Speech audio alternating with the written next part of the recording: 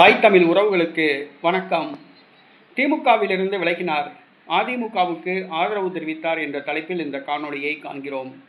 திமுகவிலிருந்து விலகினார், அதிமுகவுக்கு ஆதரவு தெரிவித்தார். நடிகர் விஜய் அவருடைய மேனேஜர் பி.டி. செல்வகுமார் நடிகர் விஜய் அவர்களுடன் கருத்து வேறுபாடு ஏற்பட்டு விலகியிருந்தார். பின்பு விஜய் மீது குற்றச்சாட்டுகள் கூறி திமுகவில் இணைந்தார். திமுகவில் சீட்டு கேட்டிருந்தார், கிடைக்கவில்லை. திமுகவிலிருந்து விலகினார் பி.டி. செல்வகுமார். ஒரு சில நாட்களுக்கு முன்பாக தற்பொழுது அவர் அதிமுகவுக்கு ஆதரவு தெரிவித்துள்ளார். கன்னியாகுமரியில் போட்டியிடுகின்ற அதிமுக சட்டமன்ற உறுப்பினர் தளவாய் சுந்தரம் அவர்களுக்கு வெற்றி பெற தன்னுடைய ஆதரவை தெரிவித்துள்ளார். தமிழ்நாடு முழுவதும் அதிமுக வேட்பாளர்களுக்கு தான் ஆதரவு தெரிவிப்பதாக அறிவித்துள்ளார்.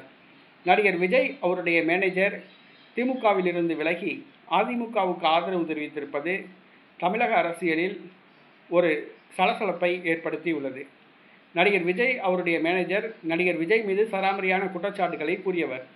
திமுகவில் போய் சேர்ந்த வேகத்திலேயே திரும்பிவிட்டார். தற்பொழுது எந்த கட்சியிலும் சேரவில்லை. ஆனால் அதிமுகவுக்கு ஆதரவு தெரிவித்துள்ளார். ஒருவேளை தேர்தல் முடிந்த பிறகு எந்த கட்சி வெற்றி பெறுகிறதோ அந்த கட்சியில் அவர் இணைவார் என்று எதிர்பார்க்கப்படுகிறது.